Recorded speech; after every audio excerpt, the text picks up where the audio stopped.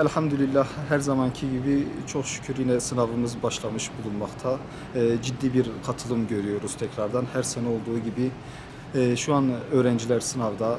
Büyük bir heyecan var ailelerinde, annelerinde, babalarında. Özellikle ciddi bir heyecan var. Saat 11'de sınav başlamasına rağmen saat 8'den beri şu an yani 8'den beri öğrenciler geldiler. Sınıfları doldurmaya başladılar. Elhamdülillah bu da gösteriyor ki Allah'ın Resulüne olan kıymet, Allah'ın Resulüne olan sevginin ne kadar büyük olduğunu, ne kadar güzel olduğunu. Sirte'de şu an yaklaşık 24 okulda sınavımız başlamış bulunmakta. Şu an herhangi bir sıkıntı yok. Elhamdülillah. Katılımda da ciddi bir artış var. Allah'a hamd ediyoruz. Resulullah Aleyhisselatü Vesselam'ın bu kadar ilgi görmesi, bu kadar yani sevilmesi bizi de gayrete getiriyor. Bizim de azmimizi artırıyor. Allah'a şükrediyoruz. Elhamdülillah.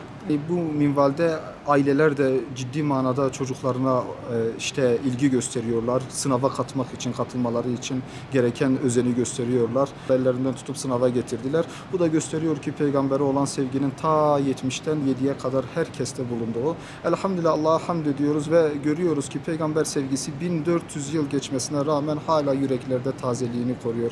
Hala insanlarımız, halkımız peygambere olan sevgisini bu sınavlarla da olsa gösteriyor.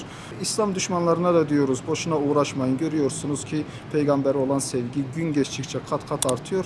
Ne yapsalar da Allah'ın izniyle bu sevgiyi kalplerde çıkaramayacaklar.